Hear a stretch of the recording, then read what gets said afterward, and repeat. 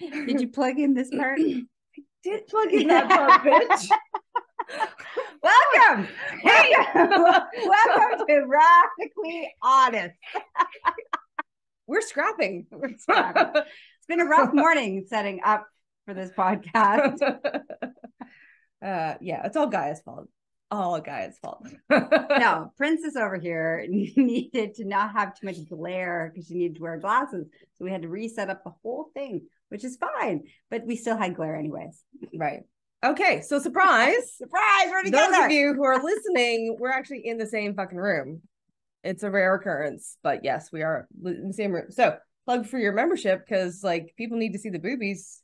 Right, we're wearing boob shirts today, and so if you want to see the boob shirts, you need to subscribe to Guy Morissette's special membership club. Right, very special, very special, very special. All the things you can see our boobies. Well, not the boobies, the cleavage. right, not full boobage, but lots of cleavage. But in the good membership, cleavage. there is boobs, actual boobs. Awesome. Okay. All right. So what are we going to talk about with our being radically honest, other than the fact that you hate me right now? Because I don't I've hate been you. a diva. I don't hate you. I still love you. Aww. Even though you're a diva. I'm a diva. That's good. okay. It's okay. I'm okay being a diva. Yeah. So we just basically actually let's talk about that experience. About being a diva? No, about our how we handled that potentially very stressful situation this morning. Could have gone sideways if we were two different people. How did we handle it? I don't know. We just kept moving. We kept moving, but we said what we were feeling. Oh, that's true. Yeah. Right? He called me a diva and told me to sit down, bitch, take my glasses off and just fucking get on with it. So, Gaia got into control freak mode and Dana let go. That's how that went. It's interesting. That's an interesting take on that experience. That's my story and I'm sticking to it. And I know you're with me as a listener, right? You're listening. You're with me. You feel me. Don't believe anything she says. Nothing. She's a liar. But see, I don't lie because we're radically honest. So how that could have gone differently if we weren't radically honest, in all fairness, is that I could have been very resentful. I could have felt very angry. I could have felt very resentful. I could have been here steam coming out of my ears. And then you would have been like, are you okay? And I would have been like, yeah, I'm fine. I'm fine. Let's get this fucking podcast under me. Right. But if I wasn't, but even that's too honest. Right. Like if you think about how often we don't actually share what we're really feeling because society says we're not supposed to. Right. So that's a rule. Apparently it's a rule we break on a regular basis. Okay, good. We break on a regular basis. But there's like a whole millions of people that practice this rule. My God. They do. They practice this rule of being crazy people. It's called being polite. That's how this category it falls under is politeness. That's a crazy concept. Yes. But then what would have happened is I would have been angry this whole time. Yes. And I would have been like something like this and being like, yeah, I'm totally happy. Everything is fine. I'm totally fine. This stupid thing. Which would have made for a terrible podcast for people, for you listening. Yeah. That would have been horrible to listen to. Yeah. Because part of why people tune in, not just because we're sexy, I think people also tune in. That is one of the reasons. That is one of the reasons. That is definitely one of the reasons. But I think also just the fact that, because we have our click, our chemistry, and we genuinely laugh. Yeah. We're not just faking it, right? We're not just putting on a show. This is who we are. Yeah. This is honestly how we interact on a regular basis. So yeah, if we weren't being honest, you can't have that genuine connection, the laughter, the play, and the fun And the moving through. So like there was the hiccups this morning. I had feelings. I'm like, sit your fucking ass down. You're a fucking diva. You're like, all right, fine. I'll just sit my fucking ass down. You don't want to sit your fucking ass down because it's not perfect. So it needs to be perfect. But I'm like, I don't fucking care if it's perfect. Sit your fucking ass down. And so we had that exchange, which was real and honest and genuine. And then when we hit live, like when we hit to record, it already we've moved through it. Yes. And I think that's the other piece that I wanted to just showcase for our audience is that when you are radically honest with where you're feeling and what you're thinking in the moment, it allows everybody to move through whatever it is quickly. Yeah. I'm not going to be angry at you all day. You're not going to be angry at me all day. Well, not for this anyways. Who knows what else will happen. Maybe. I don't know. But we moved through it and now we're on to the next thing. Exactly. And so that's what I wanted to showcase for our audience is that there is a lot of benefit to being able to be honest in the moment and radically, not tiptoeing around. Yeah, and not pretending. It's to actually say it, not have judgment of yourself. And it really helps that we both move in this way. So we have that flow. And yeah, we can now move through things very, very quickly and get back to having fun. Exactly. Okay, right? So what are we going to talk about? This was not planned, and we never plan anything. No. So usually we have a little bit of a chat before we go live, but we had to waste all that time in lighting, so we didn't get it.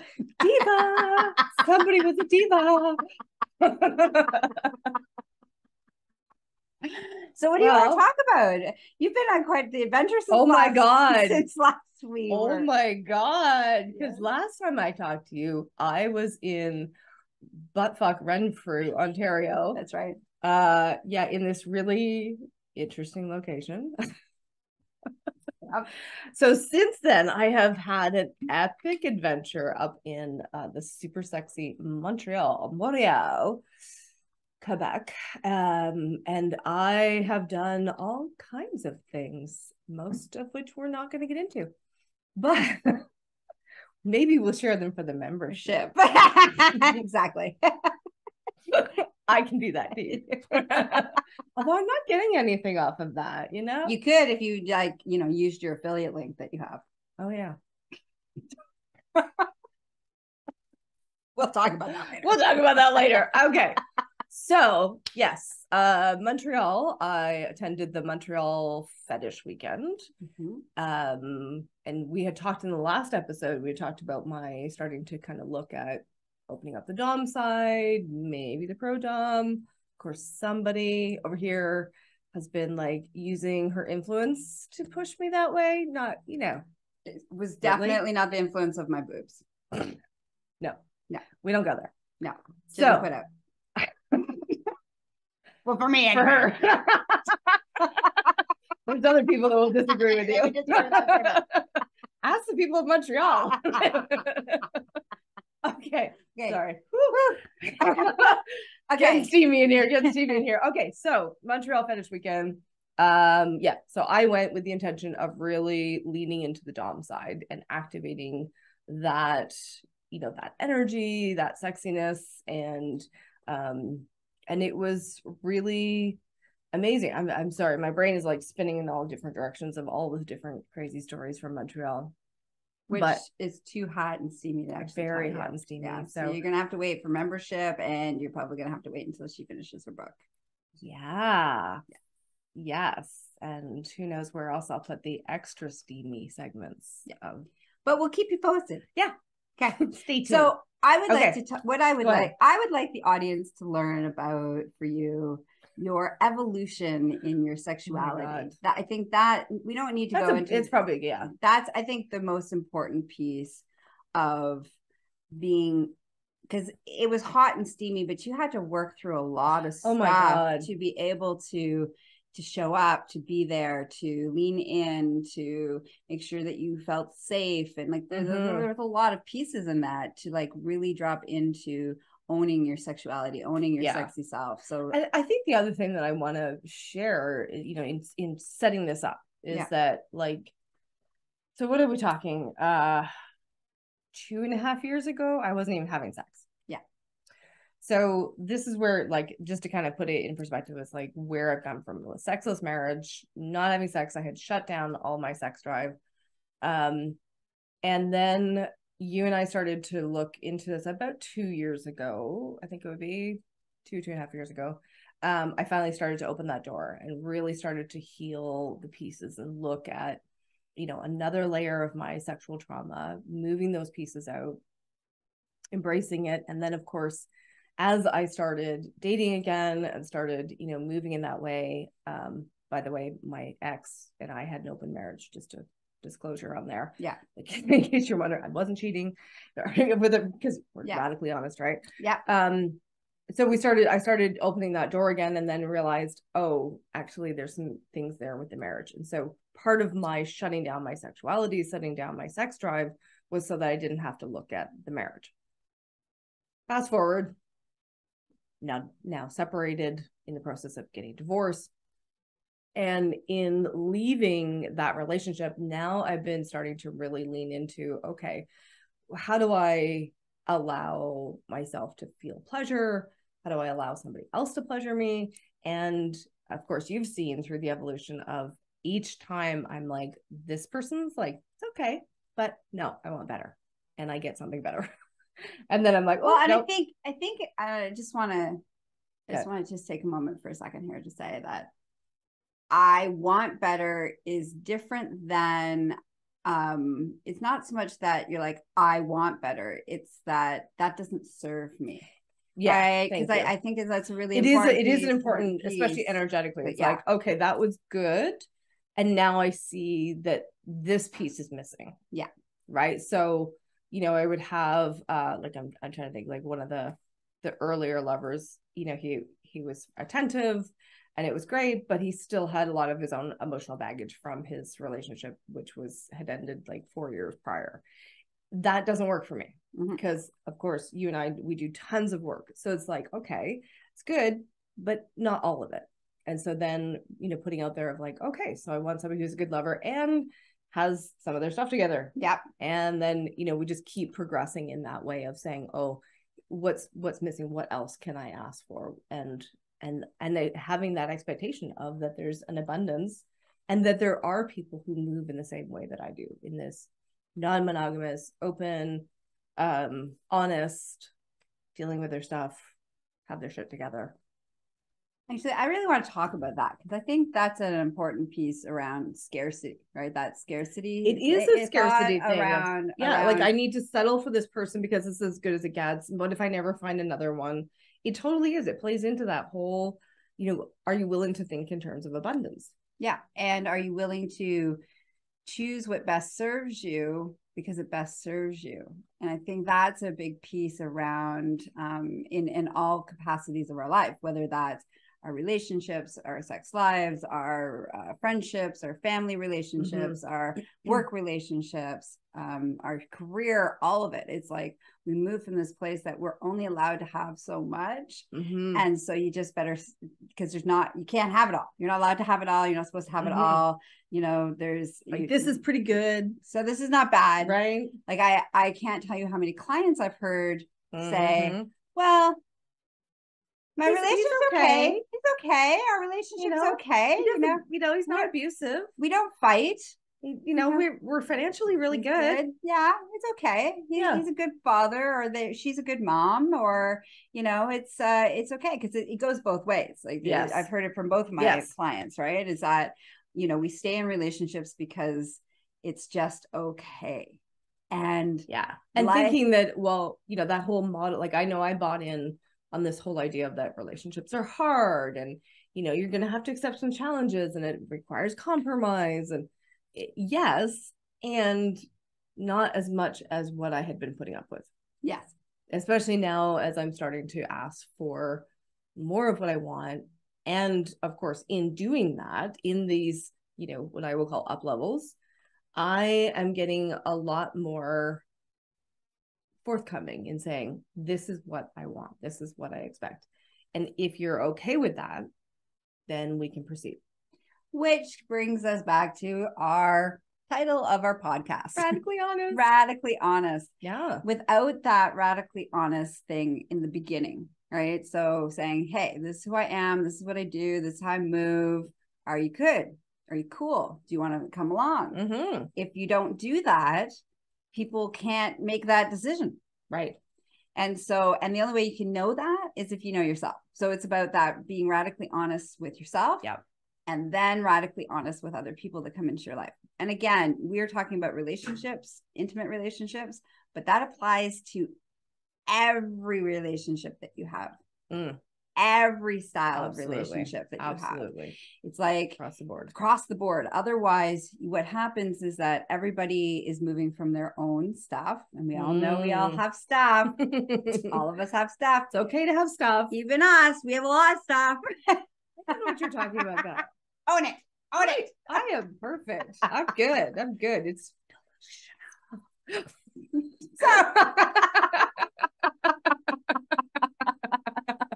it's all good. In my world, I am perfect. Yes. But for the purpose of giving permission to our audience. Oh, really? It's about them? It is about them. Oh, I thought it was about me. No. So do you want to stop lying? Okay. What was I lying about? About being perfect. Oh, yeah. Yes. We perfectly imperfect. Yes. We all have stuff. All have stuff. We do. And it's really important that we know what our stuff is so that we can allow other people to know what that stuff is. And then they can decide whether they want to hang out with us. Well, and that's it. It's like when you say, okay, here's where my quirks are.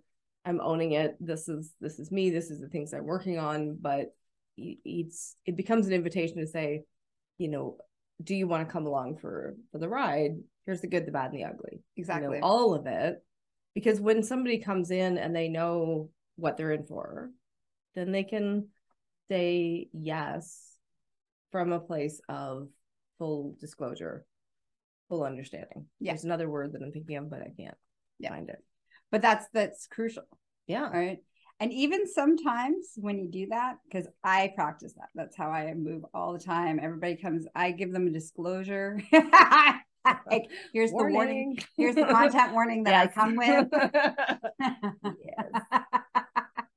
Don't take me somewhere that you don't expect me, that you expect me to be completely appropriate. That's never. If saying the word fuck is not going to work, probably best not to take either of us. Yeah.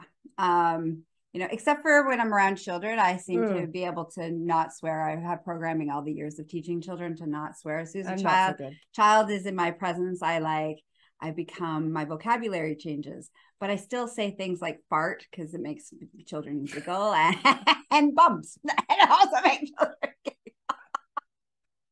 I'm still not appropriate. I'm just not X-rated. I'm age appropriate. Yeah, and I'm not necessarily, so don't put me around your children. Okay. Yeah. So,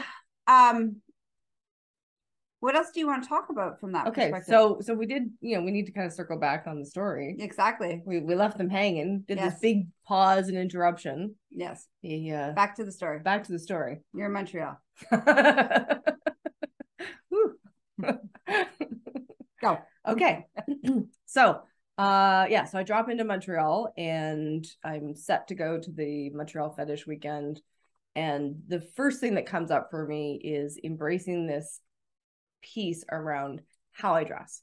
Mm-hmm. So of course, Fetish Weekend, you're looking at, leather gear, like when I'm wearing. If you join the membership, you can see it. I'll send you my affiliate link.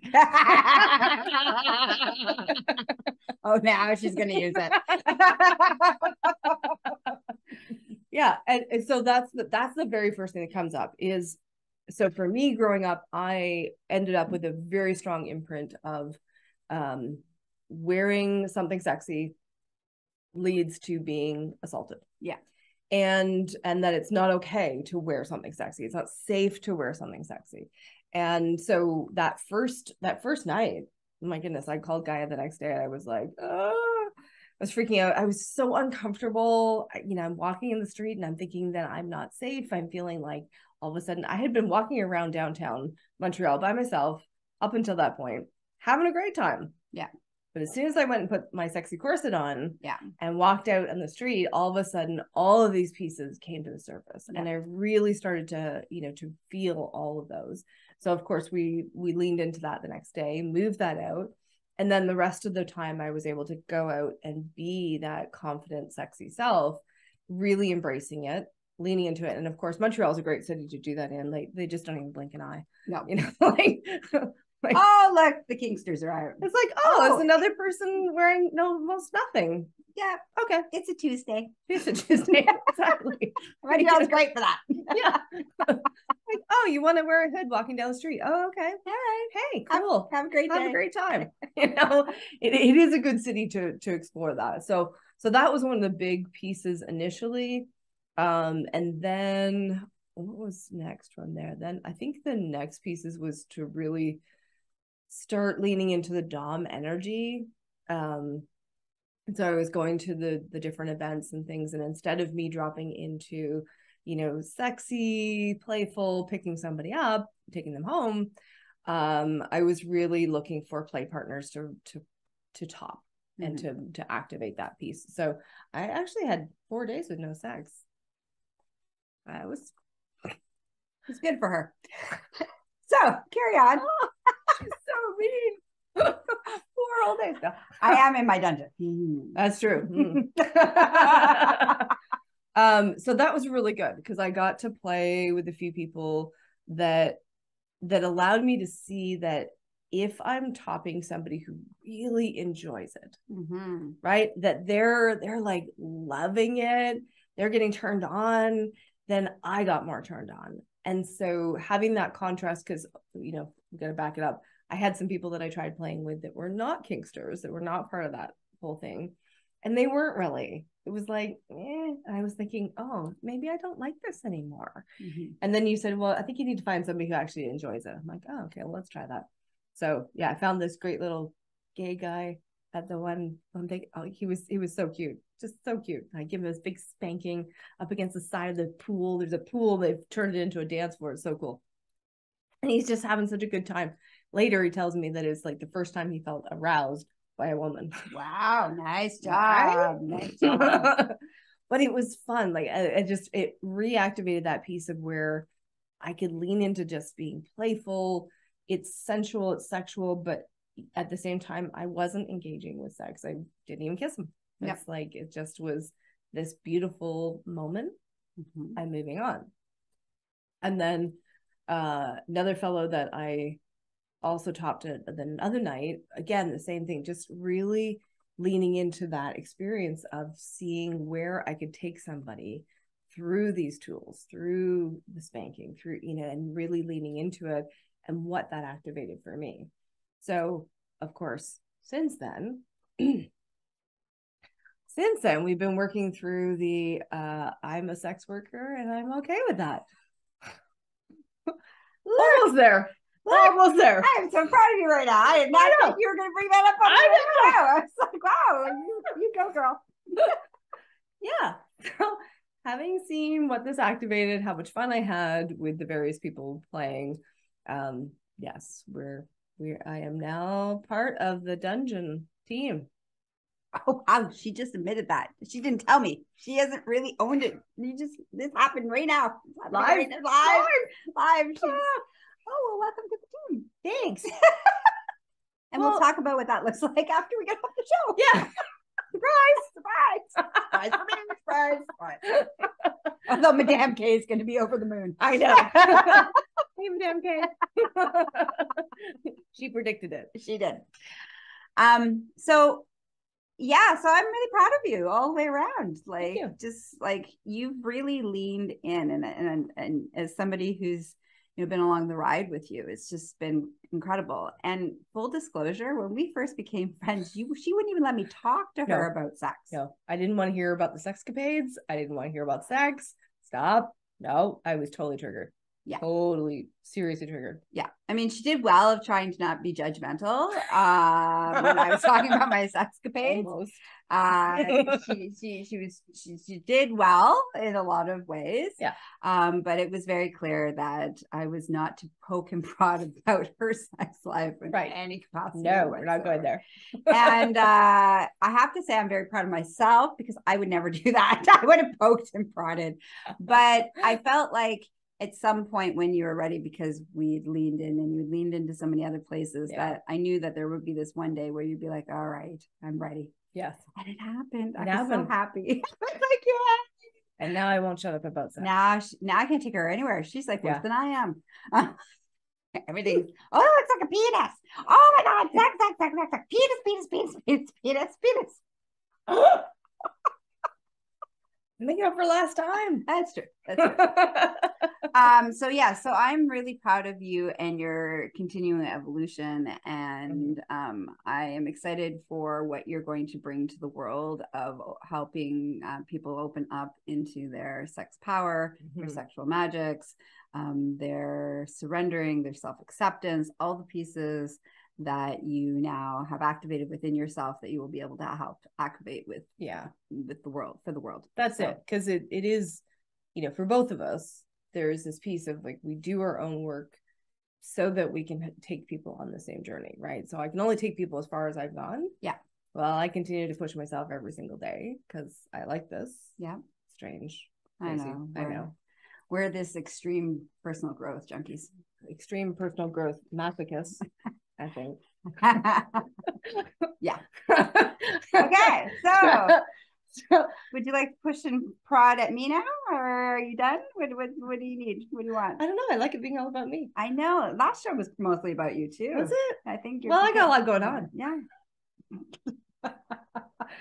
Yeah, but you have some interesting shit going on. What of this do you feel comfortable sharing? Okay, so the piece I want to share is that let's start about so I've been working through and overcoming and managing major anxiety. Actually, that's what I want to talk about.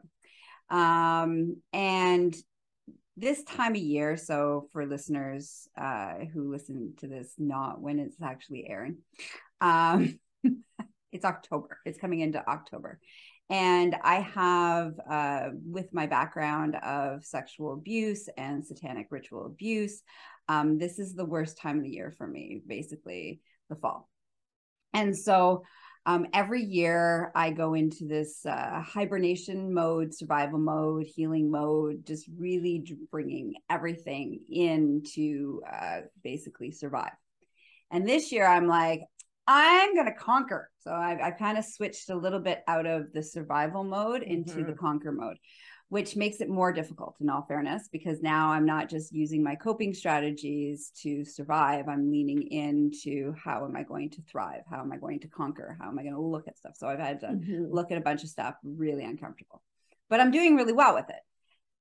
And, I have all the things set up for success. I have, this is the time of year that I see my therapist / guy his name is Nate, who helps me with neuroplasticity. So we're rewiring, deep rewiring of the brain neural pathways. So I had a session with him a couple of weeks, so we can deal with my nausea, my puking from anxiety response, fear response, triggered response. Which, by the way, is going really well. In case you're wondering, it's going very well. I've had a lot of things come up that would normally make me puke my little brains out, but I have not. So yay me. Yay Nate, yay me, go team, go. And Dana, of course. Dana's been a crucial part of the team over the years of helping through this time and through this process. Also, this time of year is really hard for the people around me because they don't always understand what I need or how they can help me. Most of the time, it takes years before I allow people in. Me and Dana were actually having a conversation yesterday about, she's like, you're doing really good. And I'm like, okay. I'm like, tell me why. I don't really feel like I'm doing that great, but tell me why. And, she shared like, it took basically 3 years before I actually let her in at this time of year. And that was a really good reminder of why it takes me time to trust. It's like I said, it's severe trauma I'm talking about. And so there's a lot of stuff around trust and safety and also being able to have the people closest to me to have the skills to handle it. Because having somebody to just call and to be in the crisis with is not supportive for me. It doesn't help me. It doesn't encourage me to heal it or move through it. It just keeps me in the trauma loop. And everything I do at this time of the year is to pull me out of a trauma loop. So the closest people sometimes can have a really hard time, because if they don't have that skill, they kind of get cut off. They do get cut off at this time of the year. And then I resurface as I come out of the cocoon of healing as this beautiful horny butterfly ready for slutty Xmas. And all things horny and sex related around my birthday, leading into slutty Xmas. But this time of like from the middle of September till November is a time where the closest people that I either have built the rapport, that know how to navigate with me, get to be interacting with me, and everybody else kind of gets put on the outskirts until I'm ready to be back to my normal self. And so I know that it's hard for others around me, but that's just what I need to do to take care of me. And that's, I think, the biggest piece for me this year has been, I need to choose me, because if I do not choose that this is what I need, I cannot not only survive this time of year, but thrive. Yeah. And in past years, in relationships in particular, where I didn't choose me because it was really hard for the people closest to me, and I tried to let them in and do the things and all that kind of stuff, it wasn't just 6 weeks of me dealing with my stuff. It was 4 months of me dealing with my stuff, because I couldn't have the time or the energy or the space to do what I needed to do for me. And so that's the other beautiful piece that I've learned over the years, is that that's just the way it is. And I think there's something really beautiful in that I want to showcase, is that, that piece of when we allow ourselves to be really honest with ourselves and say, this is what I need, and I'm really going to take the time, then the healing process is faster. Yes. So denying it, ignoring it, trying to shove it down, trying to, make it so it's comfortable for everybody else, prolongs the agony. It does. And I think that's the piece that I see, with my clients, that there's like this, they just, they're trying to make it good for everybody else. But in doing that, you actually make it crappy for yourself and for them, because it becomes long. It does. It's like, when I think about the years where I didn't do this basically very strict, like there's like 3 people that get to spend time with me basically during this time: Dana, Nate, and Master, because he's been in my life for 27 years. So yeah, he knows how to deal with this this time of year. Yeah. He's learned. But everybody else, for the most part, get no real contact, and people who I really love and that I really adore and are, great. And I love them. And it has nothing to do with my love. It has nothing to do with my ability to how important they are to me. It has nothing to do with that. It's about me taking the time. And then I go in, I work on the stuff. I do come out in November, and I come out great in November and ready to rock and roll and be sexy and playful and all the things. Like last year, by November 17th, which is my birthday, I was able to do my normal, like, I'm going to have 47 orgasms on my birthday adventure. And it was easy. It was not hard. I was not triggered. There was no things. But in that, like I said, in past years where I did not take the concentrated time off from clients, time off, period, to work on me, it's like I could be going into February and still being in a constant triggered state, trying not to be triggered, having panic attacks, having anxiety, having night terrors, being terrified to leave the house, all of those things. And if you were someone that was prone to like drugs and alcohol, you'd be abusing. I would be abusing drugs and alcohol, but unfortunately my body won't let that happen. So that's never been an option. Right? Yeah. But that's what that would look like and has looked like in the past for me. You know, before I had some coping strategies that, you know, like smoking was a great coping strategy. I'm so glad you quit. Being a control freak also used to be a great coping strategy. Yeah, I'm not quite the control freak. You have let go. I am not even remotely much of a control freak as I used to be. And cookies. Cookies were also a coping strategy. Food was food and sugary food and cookies. Oh, I miss cookies. Oh, what I wouldn't do to have a cookie right now. Anyways, so you're in for the sex, but we're like cookies. Cookies. Oh my God. Refined sugar. Oh my God. Oh my God. If only. If only I could. Yeah. But without those coping strategies, I'm left with to look at what's left there to heal. And as uncomfortable as it is and how much it really fucking sucks, it also gives me space to look at it so that I can heal it and I can reclaim it and I can embrace. And then each year gets easier. Each year gets easier and gets better. Yeah. You know, and maybe not so many people get kicked off the island during this time. So if you've been kicked off the island, stay tuned. Next year might be better. That's right. Next year might be better. Right? You may not get kicked off the island. Maybe you get put on a boat that's close to the island. I might let you back on the island. Can I get kicked off the island next year? Nope. Sucks to be you. You're a permanent resident of the island. I'm like, maybe I want to get kicked off. It's so funny. Actually, that's actually a funny statement. It's like, but there's a true statement there. Both her and Master's like, no, I don't really want to be on the island. And the people that kick off the island are like, please, I'm like, you know, the people who are on the island want to escape the island. You don't want to be on the island. The island is not the place you want to be on right now. It sounds like a great place to be, but the reality is, it's crazy town. It is. It is.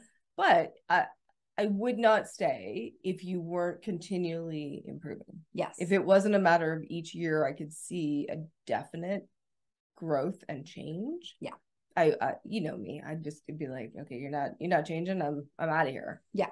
And that's a really important piece, is that each year I do lean in. Each year each day of my life I lean in. So this is just like, okay, what am I leaning into this time? And we've already done one of the things I've never done before, is you know, which is a really wonderful, successful Let's save that for the October episode.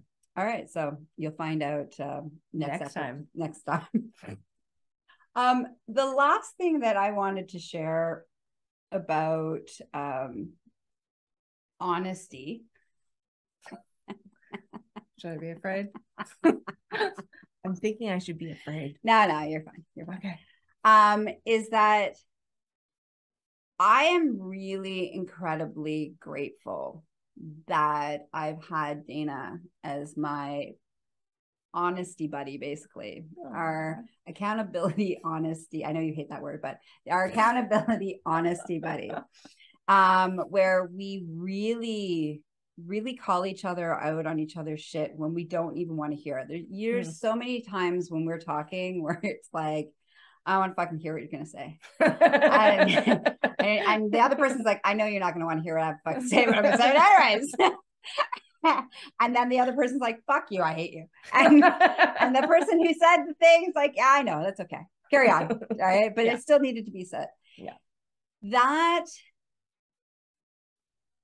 That relationship, our relationship, has created a deep embodiment of this practice of radically honest in a way that I've been able to talk to partners, lovers, friends, coworkers, in ways that I would have never done before, because I would have been terrified of the loss, the, you know, breaking the rules, that politeness thing that we were talking about earlier. All of these things, I wouldn't be where I am. I wouldn't be able to ask for what I want. I wouldn't be able to negotiate for what I want. I wouldn't be able to advocate for myself the way that I can advocate. All of that is because of our radically honest practice. It really is. Absolutely. Yeah. And I think it's instrumental in the growth process. It is. Because there, you know, it shortcuts it. Like you say, so many times it's like, you know, you're talking, I'll get a download. I'm like, oh, don't make me say that. Are you gonna make me say that? You're gonna make me say that. You're gonna make me say, oh, that's just so awful. And then it's like, okay, I got a download for you. You're not gonna like it. And then, you know, invariably, and it doesn't matter who it is, because it's like, if you say, I hear you say that, I'm like, oh, fuck off. You know, like that's the first reaction. Fuck off. No. All right, now I'm ready. And it's pretty much that fast. It's just, it's like, I need to say, fuck you. Yeah. Fuck you. There's something in being able to say, fuck you. And the other person knows that there's that process of, okay, you just need to get that out. Yeah. And then you're going to lean in. And I think there's a huge gift in that whole being able to say all of the things, lean in. And I think I completely lost my train of thought. Probably the point that I think you were trying to make. Don't try to read my mind. Was that the freedom in being able to speak your truth about receiving somebody else, the truth, I think is the piece that you're trying to say. Is that like just because there's two folds, right? There's the person who's about to say something that you know the other person's not going to like. Mm-hmm. And then there's the person who's about to receive it. So I think that's what you're trying to get at, is the person who's trying to receive it is also allowed to say, fuck you, I don't like this. Yeah. And all right, now I'm ready. Yeah. And it's permission, right? Is that being honest, because I think that's a way of getting ourselves ready to, okay. So I, first of all, because I think this is where you and I are very similar in the rebel personality. And as a more rebel personality, I have to initially say, fuck you. Yes. I have to initially say, no, I'm not fucking doing that. And then I'll like, well, maybe you're right. It's a wiring within me. And when I'm allowed to do that, then I can lean in. Yeah. But when somebody doesn't let me go through that process, when they don't recognize that that's just an innate part of like how I need to move, then it stops it. Yeah. And I get stuck in the resistance. Yeah. That's true, actually. It's very true about you. Yeah. It might be true about me. I don't know. I haven't really looked at that. Okay. I don't really know if I'm always a first initial no, fuck you, and then a yes, or if it's like a 50-50. I'm not really sure.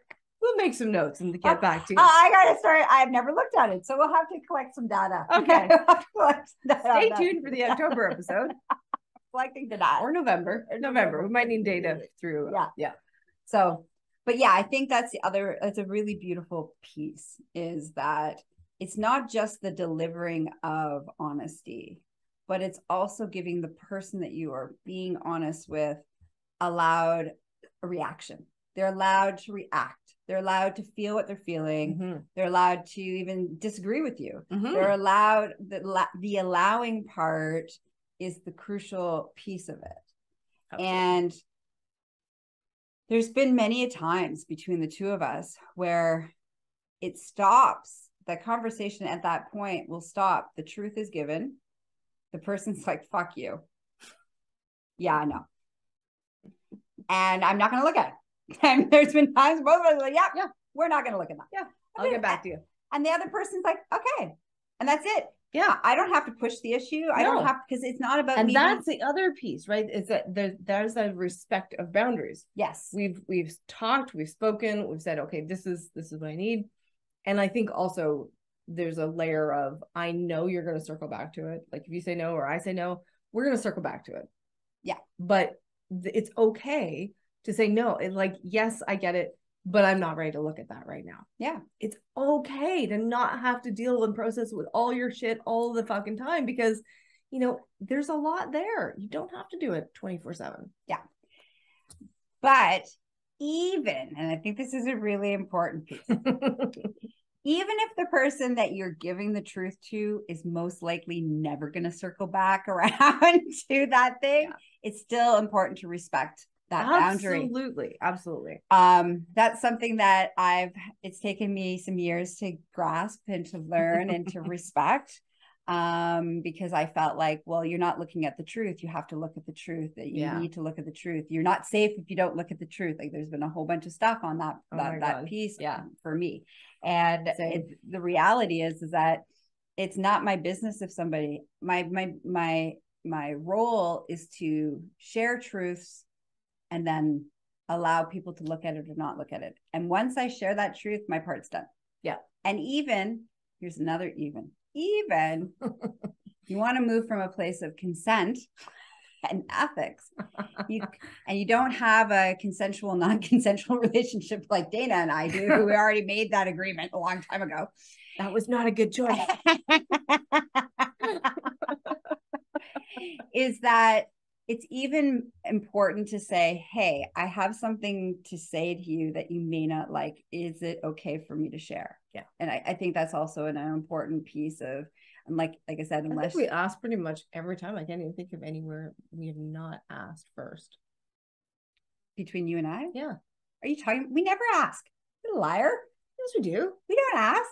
Well, no, we ask in the, you're not going to like this. Yeah, that's not an asking. It's not? That is not an asking. That's so this is happening.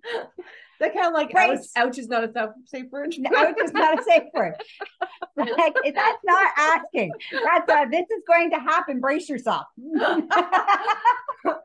Oh. All right. Yeah. So implied consent. Which is the whole consensual, non-consensual relationship that you and I already have. Right. But with others, it's important to actually ask them. So I have something that you're not going to like to hear. Would you like to hear it? Can I tell you? Can I tell you? All right. Anything else before I think we've like this has been, I think maybe they might be bored of, well, no, they can't be bored of us. No, really never. Nah. Okay. Love yous. Bye. Till next time. Don't forget to do all the things. Go see the wonderful, go to GaiaMorissette.com to find out all about the memberships, all the other things. And how do they spend more time with you, Dana? Book an appointment to talk to me. So book dana.in. Okay. And we'll talk. All right. Okay. Till next time, stay honest. And have fun. Oh. Yeah, see, you put your glasses on.